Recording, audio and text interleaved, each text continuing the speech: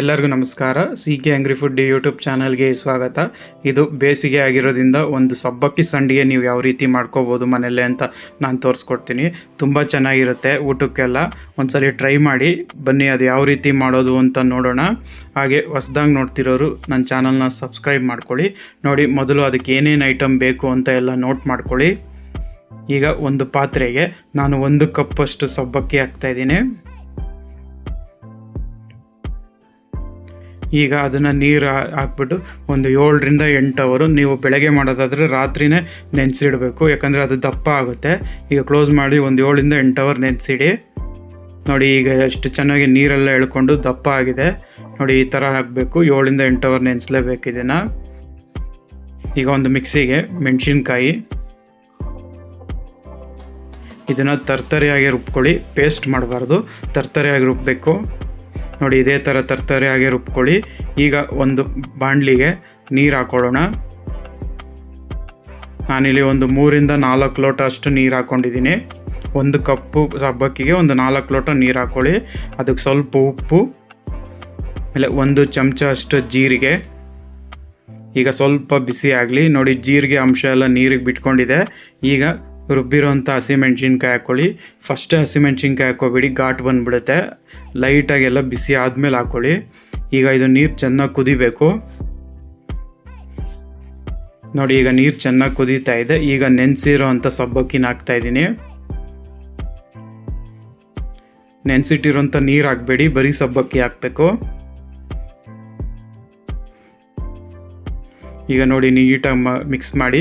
Medium ಫ್ಲೇಮಲ್ಲೇ ಇರಲಿ, high flame ಕೊಡೋಕೆ ಹೋಗಬೇಡಿ, ಅಂಟ್ಕೊಂಡ್ಬಿಡುತ್ತೆ. ಮೀಡಿಯಮ್ ಫ್ಲೇಮಲ್ಲೇ ನೋಡಿ, ಇದೇ ಥರ ಆ ವೈಟ್ ಕಲರ್ದೆಲ್ಲ ಹೋಗಿ ಗ್ಲಾಸ್ ಥರ ಆಗುತ್ತೆ ನಿಮಗೆ. ಅಲ್ಲಿ ತನಕ ಲೈಟಾಗೆ ಮಿಕ್ಸ್ ಮಾಡ್ತಾ ಇರಿ.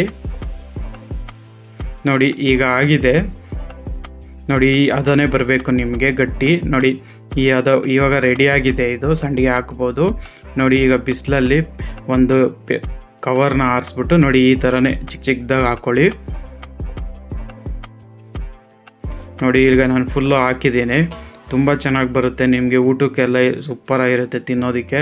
ಒಂದ್ಸಲಿ ಟ್ರೈ ಮಾಡಿ. ಇದು ಹೇಗಿದ್ದರೂ ಬೇಸಿಗೆ ಆಗಿ ಇನ್ನೇನು ಮುಗಿತಾ ಬರ್ತಾ ಇದೆ, ಅಷ್ಟರಲ್ಲಿ ಒಂದ್ಸಲಿ ಟ್ರೈ ಮಾಡ್ಕೊಳ್ಳಿ.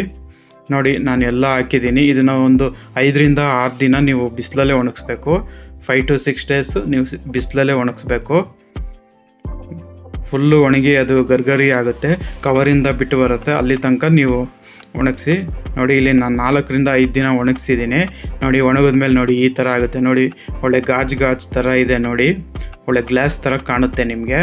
ಈಗ ಇದು ಕರೆದು ಯಾವ ರೀತಿ ಕಾಣುತ್ತೆ ಕರೆದ ಮೇಲೆ ಅಂತ ನಾನು ತೋರಿಸ್ತೀನಿ. ಕರೆದು ನೋಡಿ, ಈಗ ಎಣ್ಣೆ ಕಾದಿದೆ. ಈಗ ನೋಡಿ, ಹಾಕಿದ್ದೀನಿ. ಇದು ಮೀಡಿಯಮ್ ಫ್ಲೇಮಲ್ಲೇ ಕರೀರಿ, ಎಣ್ಣೆ ಜೋರಾಗಿ ಉರಿ ಕೊಡಬಾರ್ದು. ನೋಡಿ, ಎಷ್ಟು ಚೆನ್ನಾಗಿ ಬಂದಿದೆ, ತುಂಬ ಚೆನ್ನಾಗಿರುತ್ತೆ. ಒಂದ್ಸಲಿ ಟ್ರೈ ಮಾಡ್ಕೊಳ್ಳಿ ಗರ್ಗರಿಯಾಗೆ. ನೋಡಿ, ಎಷ್ಟು ಅಗಲವಾಗೆ, ಎಷ್ಟು ದೊಡ್ಡದಾಗಿ ಆಗ್ತಾಯಿದೆ ಅದು, ಚಿಕ್ಕದು ಹಾಕಿದ್ರೂ. ನೋಡಿ, ಸಬ್ಬಕ್ಕಿ ಸಂಡಿಗೆ ರೆಡಿಯಾಗಿದೆ. ಇದು ಬೇಸಿಗೆ ಸೀಸನ್ ಆಗಿರೋದ್ರಿಂದ ಒಂದ್ಸಲಿ ಮಾಡ್ಕೊಳ್ಳಿ, ತುಂಬ ಇಷ್ಟಪಡ್ತೀರಾ. ಹಾಗೆ ಹೇಗೆ ಬಂತು ಅಂತ ಕಮೆಂಟ್ ಬಾಕ್ಸಲ್ಲಿ ತಿಳಿಸಿ. ಹಾಗೆ ಹೊಸದಾಗಿ ನೋಡ್ತಿರೋರು ನನ್ನ ಚಾನಲ್ನ ಸಬ್ಸ್ಕ್ರೈಬ್ ಮಾಡ್ಕೊಳ್ಳಿ.